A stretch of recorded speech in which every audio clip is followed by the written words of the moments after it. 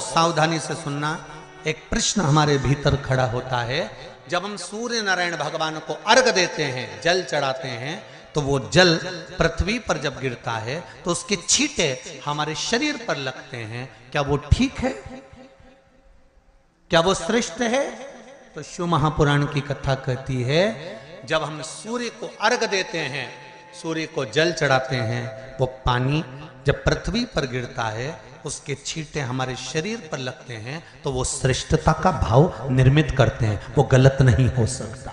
कारण अब वो भी समझ लीजिए।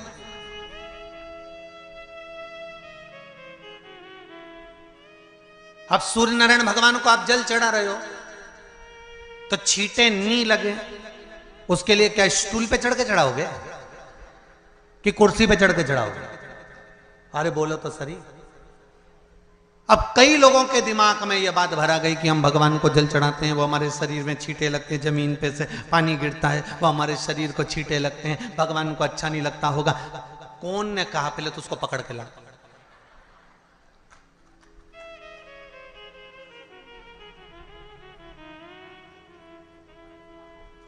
क्योंकि मेरे राम जी महाराज, मेरे भगवान कृष्ण,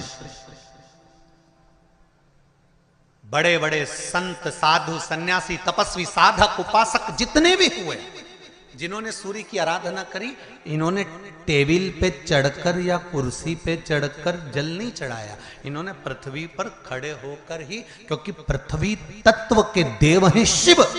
जब हम मृत्यु लोक पर खड़े होकर, पृथ्वी पर खड़े होकर भगवान शंकर का भाग पृथ्वी तत्व को धारण कर कर जल को हाथ में लेकर जब समर्पित करते हैं, और जो जल नीचे गिरता है वो शरीर पर अगर लगता है तो हमको उसका आशीर्वाद ही प्राप्त होता है, दोष नहीं लगता। पर लोगों ने इसको विपरीत कर दिया। कि कौन ने विपरीत करा? कई लोगों ने इसको विपरीत कर दिया।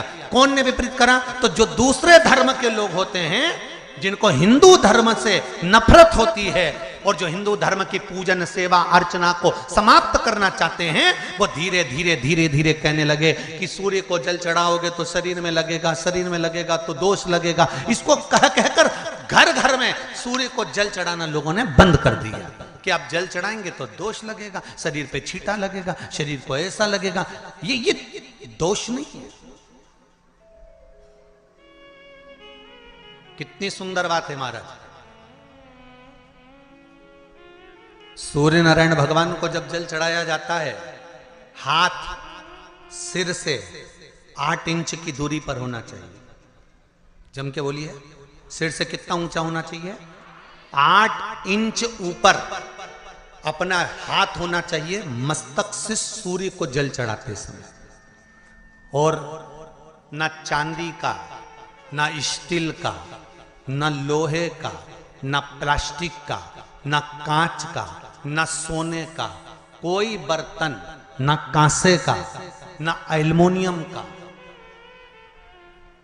ना पीतल का, केवल एक पात्र होना चाहिए, वो है तांबे का। काय का पात्र होना चाहिए? तांबे का पात्र। और सूर्य नारायण भगवान को जब 8 इंच ऊपर तुम्हारा हस्त है, और जब हम सूर्य को जल चढ़ा रहे हैं, कैसे जल चढ़ाना है वो भी समझ लीजिए।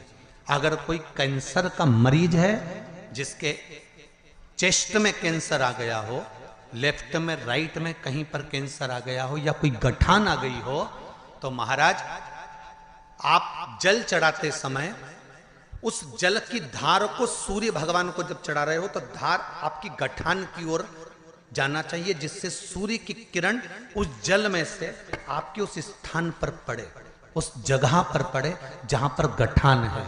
महाराज आप लगातार जल तो चढ़ाना चालू करो, अच्छे अच्छे डॉक्टर फेल हो जाएंगे और कह देंगे गठान ठीक हो गई।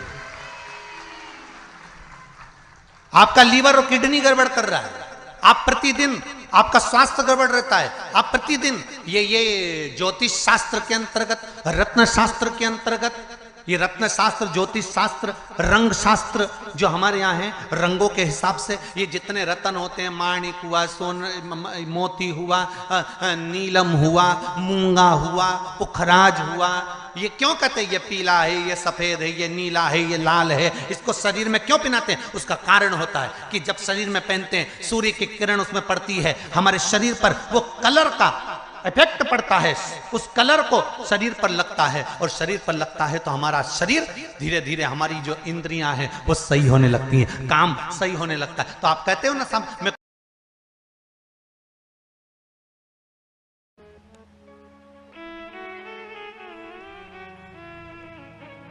कौन ना बहू बुरी है, फिर निवेदन करूंगा, ना सास बुरी है, ना बेटा बुरा, ना बहू बुरी, ना ही ये पूरा संसार बुरा, सब अच्छे हैं।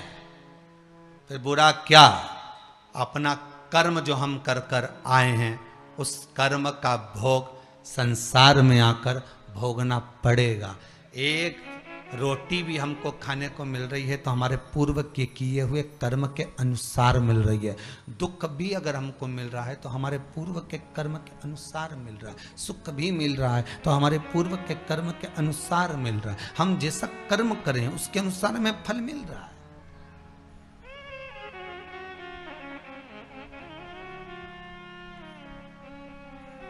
इसलिए बारंबार कहा था कि मान मेरा कहना नहीं तो पछताएगा, माटी का खिलौना माटी में मिल जाएगा, हेट बूट सूट सब यहीं रह जाएगा, और माटी का खिलौना माटी में मिल जाएगा। ये हेट रह गया, ये बूट रह गया, ये सूट रह गया, सब पड़ा की पड़ा रह गया, सब धरा की धरा रह गया। इसका मूल तत्व क्या है?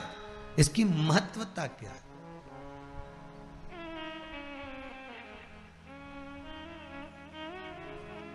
इसकी मूलता कुछ नहीं, इसकी मुख्यता कुछ नहीं, इसकी महत्वता कुछ नहीं।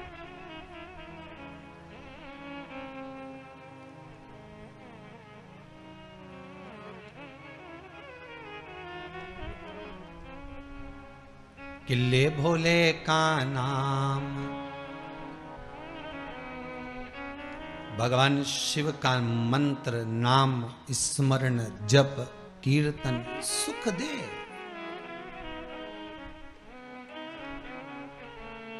और वो सुख कोई साधारण नहीं हो सकता। वो सुख आनंद, वो सुख का भाव बढ़ता चले जाता, आनंद बढ़ता चले जाता।